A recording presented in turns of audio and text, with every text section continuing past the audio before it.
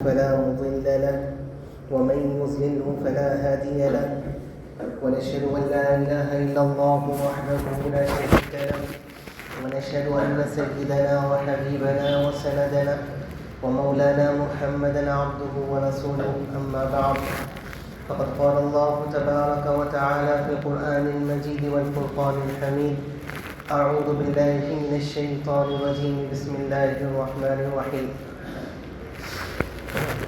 إنما أمره إذا أراد شيئا أن يقول له كن فيكون وقال تعالى في موضع آخر إن الله يفعل ما يشاء قالت في موضع آخر فعال لما يريد صدق الله العظيم وصدق رسوله النبي الكريم ونحن على ذلك من الشاكرين والشاكرين والحمد لله رب العالمين رب اشرح لي صدري ويسر لي أمري واحلل عقدة من لساني يفقهوا قولي اللهم صل على سيدنا محمد وعلى آل محمد وبارك وسلم.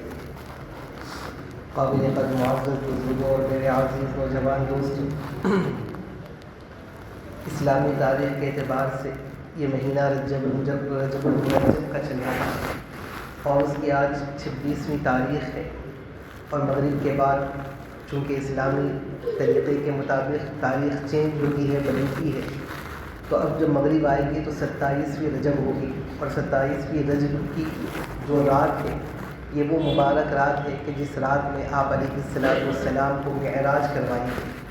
معراج یعنی یہ وہ مبارک سفر کہ جس میں رسول اللہ صلی اللہ علیہ وسلم کو مسجد حرام سے مسجد اقصیٰ تک کا سفر کروایا گیا، پھر مسجد اقصیٰ سے 7 آسمان کا سفر کروایا گیا، جنت و جہنم کا دیدار کیا گیا اور بہت سارے عجائبات اللہ کے رسول صلی اللہ علیہ وسلم کو دکھائے گئے اور بالآخر آپ علیہ السلام اس جگہ تک پہنچے کہ جہاں پر مقرب فرشتے جبرائیل علیہ السلام بھی نہیں پہنچ سکے.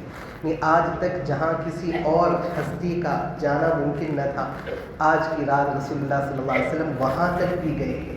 لا مکان جسے کہا جاتا ہے، یعنی ایسی جگہ کہ اب اس کے بعد کی اور کوئی جگہ نہیں ہے، جو آخری انتہا ہے، وہاں تک گئے. پھر بہت سارے تحفے ملے، اس میں سے ایک معزز اور ایک مبارک تحفہ نماز کی شکل میں اللہ کے رسول صلی اللہ علیہ وسلم لے کر واپس اس دنیا میں تشریف لائے. تو آپ کے اتنے بڑے سفر کو جا کر واپس آنے کے لیے لمحہ بھر بھی نہیں لگا. تو یہ کیسے ہو سکتا ہے؟ یعنی اتنا بڑا سفر کہ جس کو ہزاروں نہیں، لاکھوں نہیں، کروڑوں سال لگائے جائیں، جس کی مسافت کو طے کرنے کے لیے تو بھی شاید کم پڑ جائیں، اتنا لمبا سفر رسول اللہ صلی اللہ علیہ وسلم نے چند لمحوں میں کیسے مکمل کر لیا؟ تو یہ کہلاتا ہے معجزہ.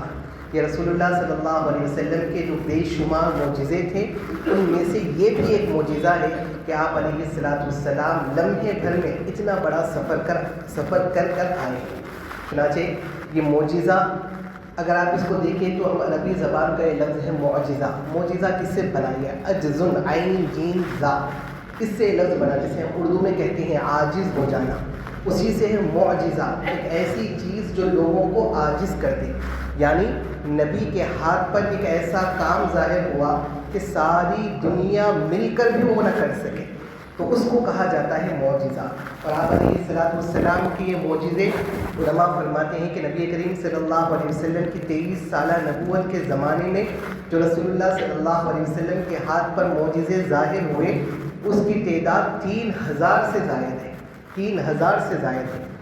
اور پھر یہ رسول اللہ صلی اللہ علیہ وسلم کی خصوصیت ہے کہ آپ کے ہاتھ پر بے شمار معجزے ظاہر ہوئے، لیکن یہ معجزہ رسول اللہ صلی اللہ علیہ وسلم کے ساتھ نیا نہیں تھا، بلکہ آپ سے پہلے بھی جتنے نبی آئے ہیں ہر نبی کے ساتھ اللہ تبارک و تعالیٰ نے کوئی نہ کوئی معجزے کو ظاہر فرمایا ہے. چنانچہ حدیث میں آتا ہے کہ اللہ کے رسول نے فرمایا ما من الانبیاء من نبی الا قد اعطی من الآیات، نبیوں میں سے کوئی بھی نبی ایسے نہیں گزرے کہ جن کو اللہ تبارک و تعالیٰ نے کوئی معجزہ نہ دیا ہو تاکہ اس معجزے کو دیکھ کر لوگ مسلمان ہو سکیں. تو معجزوں کے دکھانے کا مقصد کیا ہوتا ہے؟ 2 مقصد. ایک تو یہ کہ لوگ اس بات کا یقین کر لیں کہ یقیناً یہ سچے نبی ہیں، اگر نبی نہ ہوتے تو ہرگز بھی کسی عام انسان کے لیے ممکن نہ تھا کہ یہ کام کر گزرتا۔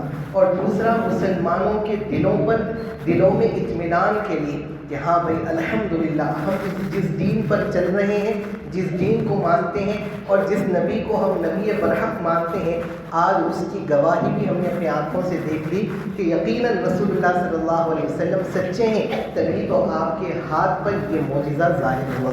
تو اللہ کے رسول فرماتے ہیں کہ ہر نبی کو اللہ تبارک و تعالیٰ نے معجزہ عطا فرمایا۔ چنانچہ آپ دیکھ لیجئے حضرت ابراہیم علیہ السلام کا کتنا بڑا معجزہ کہ اتنی بڑی آگ کہ جس کے قریب جانا ممکن نہیں تھا، ایسی بڑی آگ کہ جس کے قریب جانے کے لیے لوگ پریشان تھے، اتنا بڑا گلیل بنا کر اس کے اندر حضرت ابراہیم علیہ السلام کو رکھ کر ڈالا جا رہا ہے۔ تو سوچیے آپ وہ کتنی بڑی آگ ہوگی اور اس آگ کی کیسی لو ہوگی، کیسی اس آگ کی شعاعیں ہوں گی کہ قریب جا کر حضرت ابراہیم علیہ السلام کو ڈالنا ممکن نہیں تھا۔ تو ایسی بڑی آگ میں اللہ تبارک و تعالیٰ نے فرمایا یا نار کونی بردا وسلاما علی ابراہیم، اے آگ تم میرے پیارے ابراہیم کے لیے ٹھنڈی ہو جا اور سلامتی والی ہو جا۔ کئی دن تک آگ جلتی رہی اور جب آگ بالکل خاک ہو گئی اور رک گئی تو ابراہیم علیہ السلام بڑے ہی سلامتی کے ساتھ باہر نکلے۔ یہ کتنا بڑا معجزہ ہے۔ اسی طرح اللہ تبارک و تعالیٰ نے موسیٰ علیہ السلام کو ایک معجزہ عطا فرمایا کہ جب آپ عصا ڈالتے تھے تو اتنا بڑا اژدہا بن جاتا تھا۔ اور اسی طرح سلیمان علیہ السلام کو اللہ تعالیٰ نے ایسا معجزہ عطا فرمایا کہ ہوائیں آپ کے تابع ہو گئی تھی کہ وہ مسافت جو 1 مہینے کی ہوا کرتی تھی، حضرت ابراہیم علیہ السلام ہواؤں کو حکم دیتے تھے تو آپ اپنے تخت پر اتنا بڑا وہ تخت ہوتا تھا کہ 70,000 کا لشکر اپنے گھوڑوں سمیت اسی تخت پر آتا اور پھر حضرت سلیمان علیہ السلام ہواؤں کو حکم دیتے تو ہوائیں اتنے بڑے تخت کو لے کر اڑتی تھی اور 1 مہینے کی مسافت کو 1 دن کے اندر طے کر دیا جاتا تھا۔ چرند و پرند آپ کے تابع تھے، جنات آپ کے تابع تھے۔ یہ معجزہ نہیں تو اور کیا ہے؟ حضرت داؤد علیہ السلام جو سلیمان علیہ السلام کے والد محترم ہیں، اللہ تعالیٰ فرماتے ہیں وَأَلَنَّا لَهُ الْحَدِيدَ، ہم نے داؤد کے ہاتھ میں لوہے کو نرم کر دیا تھا۔ چنانچہ فرماتے ہیں جس طرح موم کو جیسی چاہے ویسی آپ شکل دے سکتے ہیں، حضرت داؤد علیہ السلام کے ہاتھ میں اللہ تعالیٰ نے وہ معجزہ دے دیا تھا کہ لوہے کو جیسا گھنٹوں بھٹی میں پگھلانے کے بعد اس کو مار کر اس کو شیپ کیا جاتا ہے، حضرت داؤد علیہ السلام بس ہاتھ سے لوہے کو شیپ کیا کرتے ہیں۔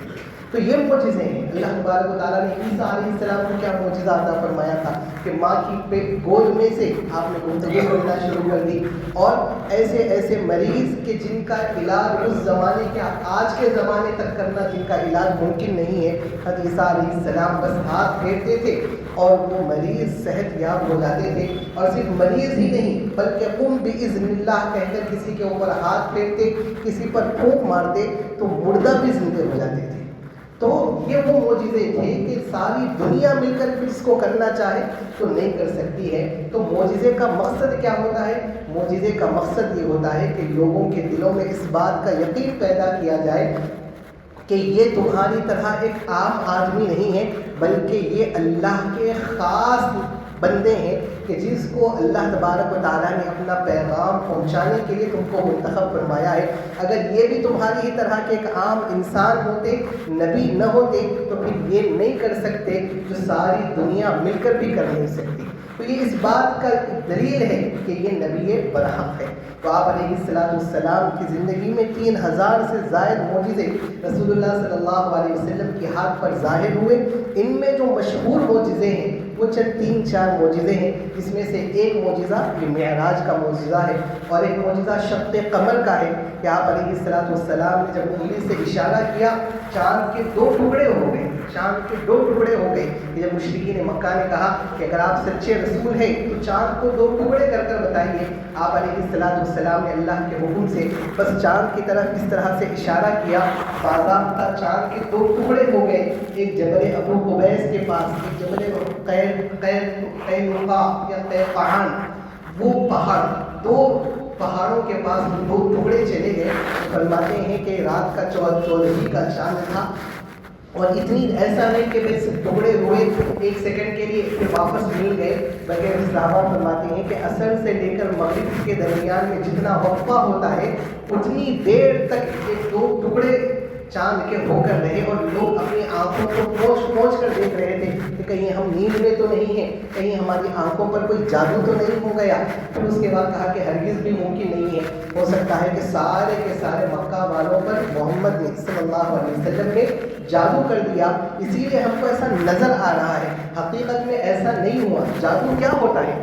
جادو جو ہوتا ہے وہ حقیقت میں کوئی چیز بدلتی نہیں ہے، بس آپ کی آنکھوں کو ایسا دھوکہ دیا جاتا ہے کہ آپ کی آنکھیں وہ دیکھنے پر اور وہ سمجھنے پر مجبور ہو جاتی ہے جو جادوگر دکھانا چاہتا ہے۔ یعنی کوئی جادوگر اپنے جیب میں سے رومال نکال رہا ہے اور رومال کو پھراتا ہے تو کبوتر بن گیا، کبھی وہی رومال کو پھراتا ہے تو گلدستہ بن گیا، تو کیا حقیقت میں وہ گلدستہ کبوتر بن جاتا ہے؟ کیا وہ رومال گلدستہ بن جاتا ہے؟ نہیں، بس وہ آپ کی آنکھوں کو ایسے بھرم میں مبتلا کر دیتا ہے کہ آپ کو وہ کبوتر جیسا نظر آتا ہے، آپ کو وہ گلدستہ جیسا نظر آتا ہے، حقیقت میں وہ اس رومال کو بدلتا نہیں ہے۔ تو ویسے ہی مشرکین مکہ سمجھنے لگے کہ یہ بھی جادو ہے، ہمارے آنکھوں کو ایسا دھوکہ دیا جا رہا ہے، ہمیں ایسا دکھانے کی کوشش کی جا رہی ہے کہ چاند دو ٹکڑے ہو گئے ہیں، حقیقت میں چاند دو ٹکڑے نہیں ہوئے۔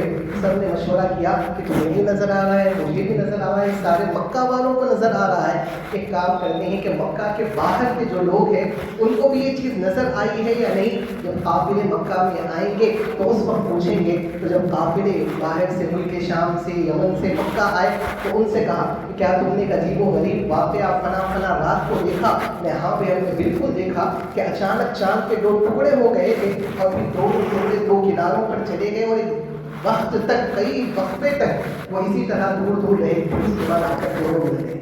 تو اس وقت ان کو یقین ہوا کہ نہیں بھائی کہ حقیقت میں ایسا ہوا تھا، لیکن بعض شریر ضدی ابھی بھی کہنے لگے کہ محبت کا جادو صرف مکہ نہیں پوری زمین والوں پر چل گیا۔ تو بہرحال کہنے کا مطلب یہ ہے کہ آپ علیہ السلام کے یہ وہ معجزے تھے جو لوگوں کو حیران کر گئے تھے۔ ایک معراج کا واقعہ، ایک شق قمر کا واقعہ، اور فرماتے ہیں دوسرا شق صدر کا واقعہ۔ یعنی آپ علیہ السلام کے جو سینے کو چاک کیا گیا، بالکل آپ علیہ السلام ہوش و حواس میں، جس طرح ہم اس طرح بیٹھے ہوئے ہیں، آپ علیہ السلام ایسا ہوش و حواس میں تھے۔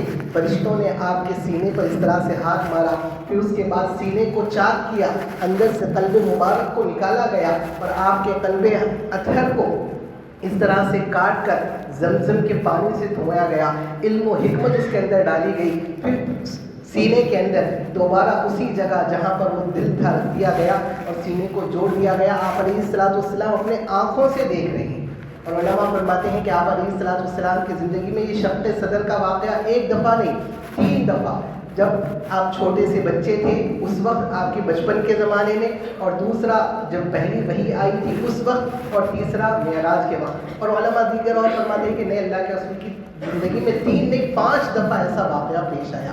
بہرحال ایسے معجزوں کی لمبی تعداد ہے۔ یہ سارے معجزے آپ کو کیا بتانا چاہتے ہیں؟ یہ دکھانا چاہتے ہیں کہ حقیقت میں بظاہر آپ کو وہ معجزہ رسول اللہ صلی اللہ علیہ وسلم یا کوئی بھی نبی ہو جن کے ہاتھ پر وہ معجزہ ظاہر ہو رہا ہے، تو وہ معجزے کے پیچھے اصل اللہ تبارک و تعالیٰ کی قدرت شامل حال ہوتی ہے۔ یعنی اللہ چاہتے ہیں کہ نبی کے ہاتھ پر یہ معجزہ ظاہر ہو تو وہ معجزہ ظاہر ہوتا ہے۔ یعنی حضرت موسیٰ علیہ السلام کی چھڑی میں یہ کمال نہیں تھا کہ وہ جب بھی ڈالتے تھے تو وہ عصا جو ہے سو اژدہا بن جاتا تھا، ایسا ہرگز بھی نہیں ہے، بلکہ جب اللہ کی طرف سے حکم آتا تھا وَأَلْقِ يَا مُوسَىٰ، اے موسیٰ اس عصا کو آپ ڈالیے، تو جب اللہ کے حکم سے حضرت موسیٰ علیہ السلام اس عصا کو نیچے ڈالتے تھے تب وہ عصا اژدہے کی شکل اختیار کرتا تھا۔ چنانچہ یہی وجہ ہے کہ جب بھی حضرت موسیٰ علیہ السلام کے ہاتھ سے وہ عصا چھوٹا تو فوراً سانپ نہیں بن گیا، جب بھی حضرت موسیٰ علیہ السلام نے کہیں پانی پر اس کو مارا تو سمندر نے پانی نے راستے نہیں دے دیے، کبھی حضرت موسیٰ علیہ السلام نے اس چھڑی کو کسی کسی پتھر پر مارا تو پتھر پھوٹ کر وہاں سے چشمے نکلنا نہیں ہوا. جب اللہ کی طرف سے حکم ہوتا تھا کہ یا اللہ میری قوم پریشان ہے, پینے کے لیے کہیں پانی نہیں ہے, تو اللہ کی طرف سے حکم ہوتا تھا اے موسیٰ اپنی اس چھڑی کو فلاں پتھر پر مارو. جیسے ہی موسیٰ علیہ السلام اس پتھر پر مارے تو پتھر ایسا پھوٹا اور پھوٹ کر اس سے فوارے کی طرح میٹھے پانی کے چشمے پھوٹ پڑے. جب فرعون پیچھے آ گیا, سامنے کوئی راستہ نظر نہیں آ رہا تھا, اس وقت کہا کہ موسیٰ سمندر پر اپنی اس عصا کو ماریے, اور جیسے ہی عصا مارنا تھا سمندر کا پانی دونوں طرف کو ہٹ گیا اور بیچ سے راستہ نکل گیا.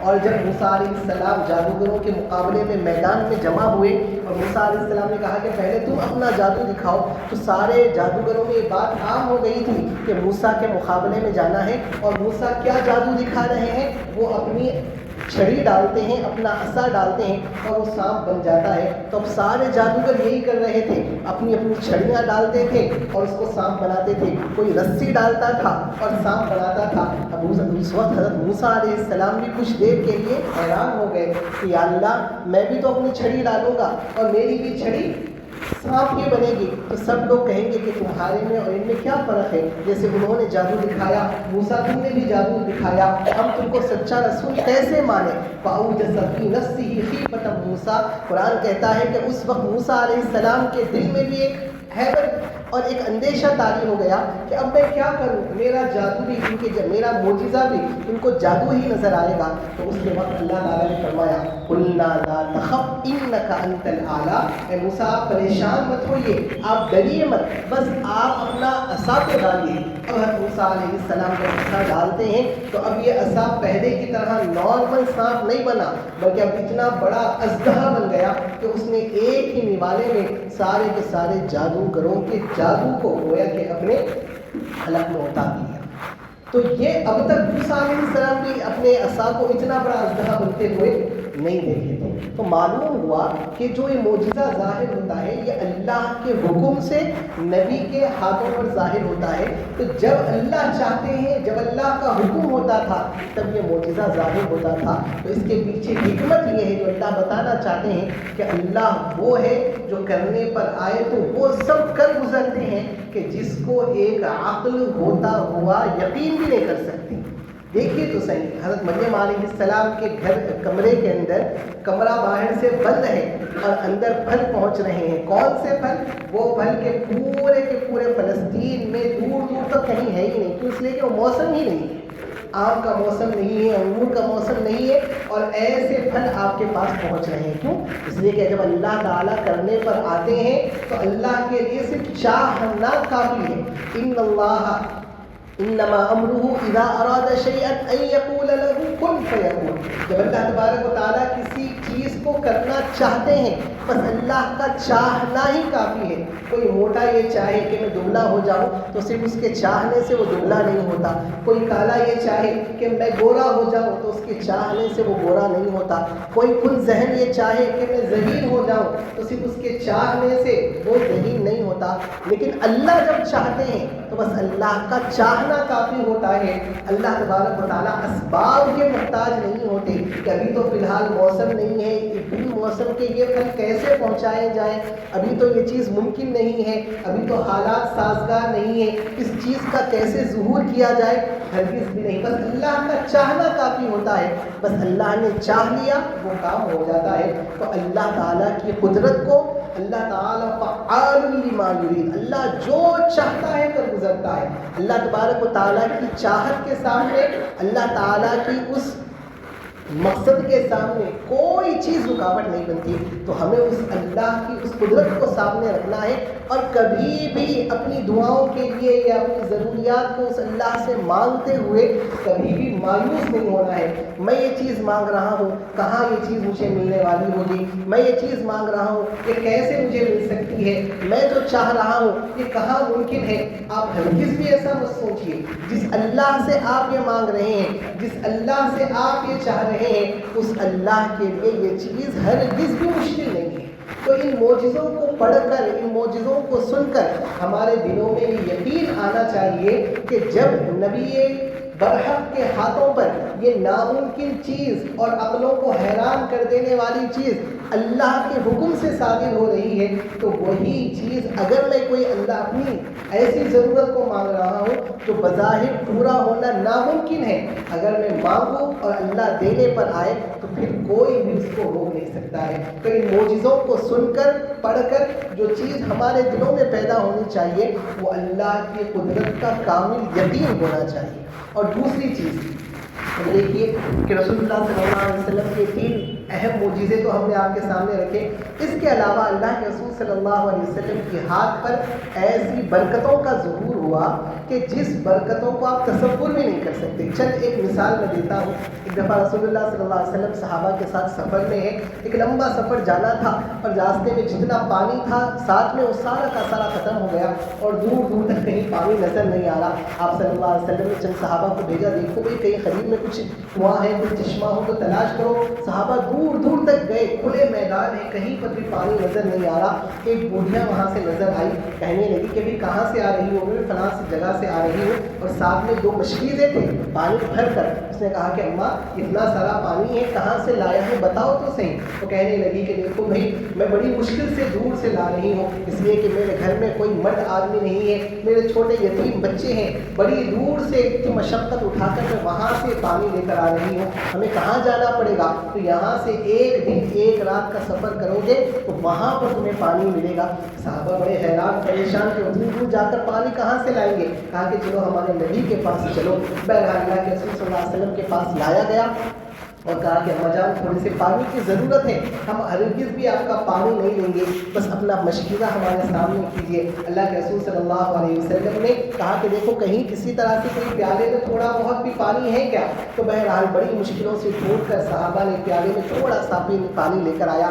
آپ علیہ السلام نے اس وقت کچھ اپنی زبان مبارک سے کچھ الفاظ کہے اور اس پانی پر دم کیا، اور پھر وہ پانی کہا کہ بھائی ان کے مشکیزے میں ڈال دو۔ وہ پانی کا پیالہ اس مشکیزے میں ڈالا گیا، پھر وہ مشکیزے کی جو ڈاٹ ہوتی ہے اس کو بند کیا گیا کچھ دیر کے لیے، پھر اس کے بعد وہ مشکیزے کی ڈاٹ کھولی گئی اور کہا کہ اب چلو سب صحابہ اس سے پانی پیو۔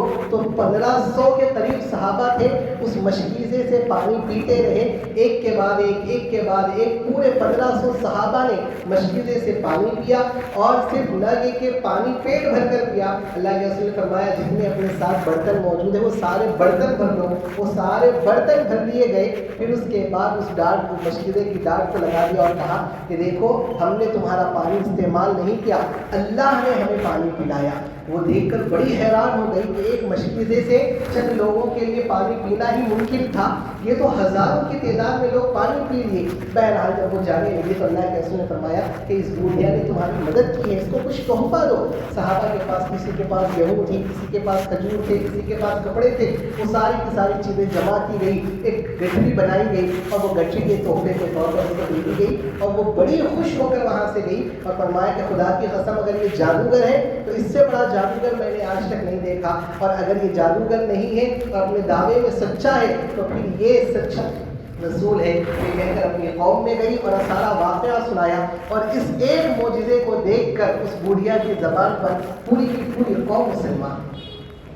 بخاری شریف کی روایت ہے، آپ علیہ السلام ایک مرتبہ مسجد نبوی میں بیٹھے ہوئے ہیں، ظہر کے بعد وعظ و نصیحت کر رہے ہیں، اور وعظ و نصیحت کرتے کرتے اتنا وقت نکل گیا اور آپ کی بات اتنی لمبی ہو گئی کہ عصر کا وقت آ گیا، اور سب لوگوں نے کہا کہ چلو عصر کا وقت ہوا، چلو نماز پڑھتے ہیں۔ اس زمانے میں آج کی طرح مسجد کے اندر طہارت خانے اور وضو خانے نہیں ہوتے تھے، کہا کہ چلو جاؤ وضو کر آؤ۔ تو جس کے گھر قریب تھے وہ تو چلے گئے، جن کے گھر دور تھے وہ جا کر وضو کر آنا ان کے لیے مشکل تھا۔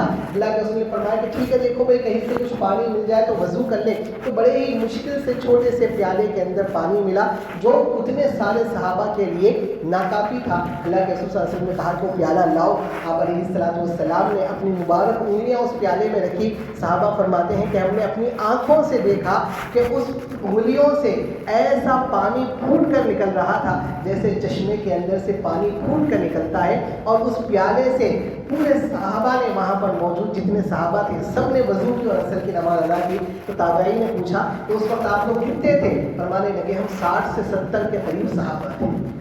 تو ایک پیالہ پانی 60 سے 70 صحابہ نے اس سے پانی سے وضو کر لیا۔ صرف پانی کے ساتھ نہیں بلکہ ایک دفعہ فرماتے ہیں حضرت جابر بن عبداللہ رضی اللہ تعالیٰ آپ صلی اللہ علیہ وسلم کی خدمت میں حاضر ہوئے کہنے لگے یا رسول اللہ میرے ابا کا انتقال ہو گیا اور پیچھے میرے ابا نے بہت سارا قرضہ چھوڑا ہے، یعنی مشکل تھے حالات بہت، میری کافی بہنیں ہیں اور ان سب کی پرورش کے لیے میرے ابا نے یہودیوں سے کافی قرضہ لیا، اب وہ تو چلے گئے، اب وہ یہودی بڑا اصرار کر رہے ہیں، میرے پیچھے لگ گئے ہیں اور اتنا بڑا وہ قرضہ ہے کہ شاید میں کئی سالوں تک بھی نہیں چکا سکتا ہوں۔ میری امید یہ تھی کہ اب کی مرتبہ اگر فصل اچھی ہوگی تو ان کھجوروں سے میں اپنا قرضہ ادا کر دوں گا، لیکن اب کے بعد بھی فصل بہت کم ہوئی ہے، میرا قرضہ پورا ادا نہیں ہو سکتا۔ میری ایک گزارش ہے کہ آپ میرے ساتھ چلیے، ان یہودیوں کے پاس تھوڑی سی سفارش کر دیجئے کہ وہ مجھے تھوڑی سی مہلت دیں تو میں انشاءاللہ جلد سے جلد ان کا وہ قرضہ ادا کر دوں گا۔ اللہ کے رسول نے فرمایا کہ چلو بتاؤ تو صحیح پہلے کہ تمہاری فصل کتنی ہے۔ بہرحال انہوں نے ساری اپنی جو فصل کاٹی، کھجوروں کی ایک جگہ لگا دی تو چھوٹا سا ڈھیر ہوا۔ آپ صلی اللہ علیہ وسلم نے فرمایا کہ جاؤ تمہارے قرضداروں کو بلا کر لاؤ۔ فرمانے لگے یا رسول اللہ اس سے تو ایک بھی قرضدار کا قرضہ ادا نہیں ہوگا۔ میں نے کہا جو کہتا ہوں وہ کرو، جا کر پورے قرضداروں کو بلا کر لاؤ۔ پورے قرضداروں کو بلایا گیا، آپ علیہ السلام اس کھجور کے ڈھیر کے پاس بیٹھ گئے اور پھر اپنی مٹھی سے اپنے ہاتھ سے لب بھر کر اٹھاتے تھے اور کہتے کہ تمہارا کتنا قرضہ ہے؟ وہ کہتا کہ 10 سیر کھجور ہے، 10 سیر کھجور کھولے جاتے، بوری میں بھر دی جاتی، چلے جاتا۔ دوسرا آتا، کہا کہ تمہارا کتنا قرضہ ہے؟ 15 سیر کھجور ناپے جاتے، اس کی بوری میں بھرے جاتے اور وہ چلا جاتا۔ میں جب دیکھ رہا تھا تو میری آنکھوں کو بڑی ہی تعجب ہوا کہ بھئی وہ اتنے سارے کے کھجوروں کا ڈھیر تھا، اس میں سے 10 سیر کھجور بوریاں بھر کر جائی جائیے، 15 سیر بوریاں کھجور بھر کر جائی رہیے۔ میرے دل میں یہ تمنا تھی کہ میرا سارا کا سارا قرضہ ادا ہو جائے بس کافی ہے، مجھے گھر لے جانے کے لیے ایک بھی کھجور نہ ملے تو مجھے کوئی غم نہیں ہے، بس میرا قرضہ ادا ہو گیا کافی ہے۔ بہرحال ایک کے بعد ایک، ایک کے بعد ایک، ایک کے بعد ایک لمبی قطار تھی قرضداروں کی، سارے قرضدار آتے گئے، جھولی بھر بھر کر، بوری بھر بھر کر اپنے کھجور لے کر جاتے رہے اور اس کے بعد میں نے دیکھا کہ ڈھیر میں سے ایک کھجور کی بھی کمی نہیں، ایک کھجور کی بھی کمی نہیں۔ حضرت ابو ہریرہ رضی اللہ تعالیٰ فرماتے ہیں کہ ایک دفعہ میں اللہ کے رسول صلی اللہ علیہ وسلم کی خدمت میں حاضر ہوا، فرمایا رسول اللہ کئی دن ہو جاتے ہیں، بھوک اور پیاس کی وجہ سے پریشان ہونا پڑتا۔ اصحاب صفہ میں سے تھے آپ، ایک چبوترا تھا جہاں پر رہتے تھے، نہ گھر تھا نہ بار تھا، نہ کوئی خاندان قبیلہ نہیں تھا، بس صبح سے شام تک وہیں پر رہتے تھے۔ کسی صحابی کے پاس کچھ کھجوریں آتی تھی، وہ لا کر اصحاب صفہ کو دے دیتے تھے، کسی کے پاس کچھ پک جاتا تھا تو وہ لا کر دے دیتے تھے۔ 70 سے زائد کچھ صحابہ تھے، وہ اسی چبوترے پر رہتے تھے، کہیں سے کچھ کھانا آ گیا، اللہ کے رسول کے گھر میں کچھ پک گیا، لاتے تھے دے دیا کرتے تھے۔ تو جیسے دیگر اور مدینہ کے گھروں میں فقر و فاقہ تھا، اب یہ اصحاب صفہ کو بھی بہت فقر و فاقے سے گزرنا پڑتا تھا۔ ابو ہریرہ رضی اللہ تعالیٰ تشریف لائے اور آ کر کہنے لگے کہ رسول اللہ بہت کئی دن ہو جاتے ہیں کھانے کو کچھ نہیں ملتا، اور بڑی مشکل سے مجھے کچھ کھجوریں ملی ہیں، میں یہ لے کر آیا ہوں اور آپ سے دعا کرتا ہوں کہ آپ اس میں برکت کی دعا کر دیجیے کہ کھجوروں میں کچھ برکت ہو جائے۔ تو آپ صلی اللہ علیہ وسلم نے ان کھجوروں پر کچھ پڑھا اور اس کے بعد ان کے ساتھ ایک تھیلی لٹکی ہوئی ہوتی تھی، اس تھیلی میں اس کو ڈال دیا اور فرمایا کہ بھئی ایک ساتھ پورے کھجور کھا کر کبھی بھی ختم نہ کرنا، جب بھی بھوک لگے 2 نکالنا کھا لینا، جب بھی بھوک لگے 2 نکالنا کھا لینا۔ تو اس طرح سے میں وہ کھجوروں میں اللہ کے رسول صلی اللہ علیہ وسلم کی وجہ سے ایسی برکت ظاہر ہوئی، جب بھی بھوک لگتی ہاتھ ڈالتا 2 کھجوریں نکالتا کھا لیتا، پھر تھوڑی دیر کے بعد بھوک لگتی اس زنبیل میں ہاتھ ڈالتا 2 کھجوریں نکالتا کھا لیتا، خود بھی کھاتا اور لوگوں کو بھی کھلاتا۔ اس طرح سے اللہ کے رسول صلی اللہ علیہ وسلم اس دنیا سے رخصت ہو گئے۔ حضرت ابو بکر صدیق رضی اللہ تعالیٰ عنہ کا زمانہ آیا اور آپ بھی اس دنیا سے رخصت ہو گئے، 2 سالہ خلافت آپ نے کی۔ حضرت ابو عمر رضی اللہ تعالیٰ عنہ کا زمانہ آیا اور ان کی بھی خلافت کا زمانہ ختم ہوا، 10 سال کا زمانہ ختم ہوا۔ پھر اس کے عمر کے بعد حضرت عثمان غنی رضی اللہ تعالیٰ عنہ کا دور خلافت آیا، 12 سال تک آپ نے حکومت کی۔ اس زمانے میں جب آخری زمانہ حضرت عثمان غنی رضی اللہ تعالیٰ عنہ کا تھا، فتنہ فساد برپا ہوا، مدینہ میں بہت خون ریزی ہوئی اور افراتفری مچی اور تلواریں چلی، تو اسی موقع پر ایک تلوار میری اس تھیلی پر بھی چلی اور جس کی وجہ سے وہ تھیلی کٹ کر نیچے گر گئی۔ پھر اس کے بعد وہ مجھے تھیلی ملی نہیں۔ اس سے پہلے تک میں نے اس تھیلی سے کھجوریں خود بھی نکال کر کھاتا تھا، دوسروں کو بھی کھلاتا تھا۔ میرے اندازے سے میں نے اس تھیلی کے اندر سے کم از کم 200 من کھجوریں صدقہ کی ہوں۔ تو ایک معمولی سی تھیلی جس کے اندر تھوڑے سے گنتی کے کھجور تھے، رسول اللہ صلی اللہ علیہ وسلم نے اس کے اندر دعا کی تو اس کی برکت یہ ظاہر ہوئی، اللہ کے رسول کا معجزہ کہ کئی سالوں تک کئی من کھجوریں اس سے نکلتی رہی۔ اب یہ ساری چیزوں کو دیکھ کر آپ ذرا تصور کریے کہ جس نبی کے ہاتھ پر اللہ تبارک و تعالیٰ نے ایسی برکتوں کا ظہور فرمایا، اس نبی کو 2 دن تک بھوکا رہنا پڑ رہا تھا۔ اس نبی کو 2 دن، اور 2 دن میں کئی روایتوں میں ہے کہ 8 دن گزر جاتے تھے، کھانے کو ایک ردی کھجور بھی نہیں ملتی تھی۔ حضرت عبداللہ ابن عمر رضی اللہ تعالیٰ عنہ کے ساتھ اللہ کے رسول گزر رہے تھے تو راستے میں کچھ کھجوریں ہوا کی وجہ سے گری ہوئی نظر آئی۔ اللہ کے رسول دوڑتے ہوئے گئے اور ان کھجوروں کو اٹھایا اور اس کو صاف کر کر کھانے لگے۔ کہا کہ عبداللہ کیا بات ہے، تو کیوں نہیں کھاتا؟ تو میں نے کہا کہ رسول اللہ بھوک نہیں ہے، اصل مسئلہ بھوک کا نہیں تھا، اصل مسئلہ وہ کھجوریں ایسی تھی کہ کھانے کے قابل نہیں تھی، لیکن اللہ کے رسول صلی اللہ علیہ وسلم اس کو صاف کر کر کھا رہے ہیں۔ اور کہا کہ عبداللہ میں کیا کروں، 2 دن ہو گئے تیرے نبی نے ایک لقمہ تک نہیں کھایا۔ رسول اللہ صلی اللہ علیہ وسلم رات کو تڑپ رہے ہیں، کبھی اپنے پیٹ کو پکڑ کر کبھی یہ کروٹ لیٹتے ہیں، کبھی اپنے پیٹ کو پکڑ کر وہ کروٹ لیٹتے ہیں۔ حضرت عائشہ پریشان ہو کر کہنے لگی یا رسول اللہ کیا بات ہے، کیوں پریشان ہے، نیند کیوں نہیں آ رہی ہے؟ تو زور سے اپنے پیٹ کو دبا کر کہتے تھے الجوع یا عائشہ، الجوع یا عائشہ، عائشہ یہ بھوک ہے جو مجھے سونے نہیں دے رہی ہے، یعنی اتنا بھوکا ہوں، یہ بھوک کی شدت مجھے برداشت نہیں ہو رہی اور اس بھوک کی وجہ سے مجھے نیند نہیں آ رہی۔ تو جس نبی کے ہاتھ پر یہ برکتوں کا ظہور ہو رہا ہے، اس نبی کے گھر کا حال یہ ہے۔ اللہ کے رسول فرماتے ہیں، حضرت عائشہ فرماتی ہیں توفی رسول اللہ صلی اللہ علیہ وسلم، اللہ کے رسول ہمارے گھر سے وفات پا کر رخصت ہوئے اس حال میں کہ ہمارے گھر میں اتنا اناج نہیں تھا کہ جو ایک آدمی بھی کھا سکے۔ تو جس نبی کے ہاتھ پر ایسی برکتوں کا ظہور ہو رہا ہے کہ ایک وقت میں جو کھانا تھوڑے سے لوگوں کے لیے ہوتا تھا، ہزاروں لوگ کھا رہے ہیں، تھوڑا سا پیالہ پانی ایک کے لیے بھی کافی ہونا مشکل تھا، ہزاروں لوگ پانی پی رہے ہیں، تو اس نبی کے گھر میں کیسی برکتوں کا ظہور ہو سکتا تھا؟ کیا کہا جائے تو جس نبی کے لیے جنت سے دسترخوان اترنا چاہے تو کیا مشکل تھا، لیکن آپ علیہ الصلوۃ والسلام نے اتنی تکلیفوں بھری فقر و فاقے والی زندگی گزاری کیوں؟ اپنی امت کو یہ سبق دینے کے لیے کہ اگر تم پر بھی ایسے مشکل حالات آ جائے تو پریشان نہ ہونا، پریشان نہ ہونا۔ تمہارا نبی تو 8 دن تک نہیں کھاتا تھا، آج تمہیں عید کے موقع پر نیا جوڑا نہیں مل رہا ہے تو مایوس ہو کر اللہ تبارک و تعالیٰ سے شکایتیں نہ کرنا۔ تمہارا نبی تو وہ ہوتا تھا جو ایک ہی جوڑے میں پورا سال گزار دیتا تھا، اور وہ کپڑا بھی ایسا ہوتا کہ پھٹتا تھا، پیون لگائے جاتے تھے، پھٹتا تھا، پیون لگائے جاتے تھے، اس ایک جوڑے کے علاوہ کوئی دوسرا جوڑا نہیں ہوتا تھا۔ کبھی ایسا ہوتا تھا کہ اللہ کے رسول صلی اللہ علیہ وسلم وہ کپڑا جوڑا میلا ہو جاتا، اس کو دھو کر سکھانے لگتے۔ حضرت بلال رضی اللہ تعالیٰ عنہ آتے، یا رسول اللہ سب جمع ہو گئے ہیں، آئیے نماز پڑھانا ہے، وقت نکلتا جا رہا ہے۔ جب بار بار آ کر حضرت بلال آواز لگاتے تو اللہ کے رسول کہتے کہ بلال کچھ دیر کے لیے ٹھہر جا، میرے پاس ایک ہی جوڑا تھا جس کو دھو کر میں سکھا رہا ہوں، وہ ذرا سا سوکھ جائے تو میں اس کو پہن کر آ جاؤں۔ تو وہ نبی برحق کہ جو امام الانبیاء تھا، جس کی وجہ سے یہ ساری کائنات کو وجود بخشا، اس ہستی کا یہ حال ہے کہ ایک جوڑے کے علاوہ کوئی دوسرا جوڑا پہننے کے لیے نہیں۔ اور آج ہمارا حال یہ ہے کہ اگر الماری کھولی جائے تو شاید پورے کپڑے گرنے کے لیے تیار ہے، لیکن اس کے باوجود شکایت یہ ہے کہ بھائی اس رمضان میں، اس عید میں نیا جوڑا پہننے کو نہیں۔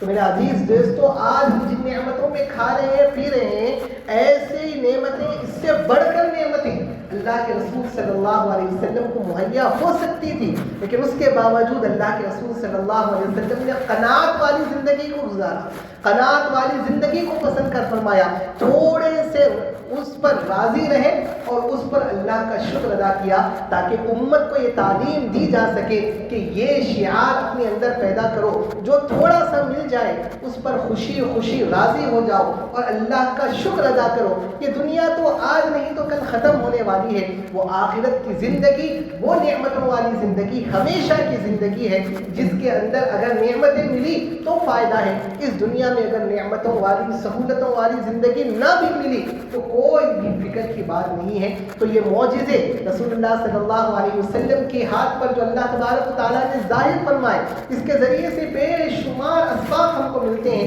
ان میں سے 2 سبق جو لینے چاہیے وہ یہ کہ اللہ کی قدرت پر یقین ہونا چاہیے کہ اللہ جب کرنے پر آئے تو اللہ تبارک و تعالیٰ ہر چیز کر سکتے ہیں۔ تو جب ہم اس اللہ سے مانگیں گے تو ہماری ہر ضرورت انشاءاللہ پوری ہوگی، بس مانگنے میں کمی ہے، جیسا مانگنا ہے ویسا ہم نہیں مانگتے، اس وجہ سے ہمیں وہ چیز نہیں ملتی۔ اور دوسری چیز، اگر ساری کی ساری چیزیں مل سکتی تھی لیکن اس کے باوجود اللہ کے رسول نے قناعت بھری زندگی گزاری، تو امت کو یہ تعلیم دینا تھا کہ تھوڑے پر راضی رہنا، تھوڑے پر خوش رہنا سیکھو۔ جو تھوڑے پر راضی رہنا، تھوڑے پر خوش رہنا سیکھ گیا، اپنے سے بڑے کو دیکھ کر للچاتی نظروں کے ساتھ اپنی زندگیوں کو تباہ اگر اس نے کر دیا تو نہ دنیا میں سکون ہے اور نہ آخرت کا سکون اس کے لیے ہے۔ اللہ تعالیٰ ہم سب کو کہنے سننے کی اجازت صحیح معنی میں سمجھنا اور ان باتوں پر عمل کرنے کی توفیق عطا فرمائے، آمین یا رب العالمین۔ وآخر دعوانا الحمد للہ۔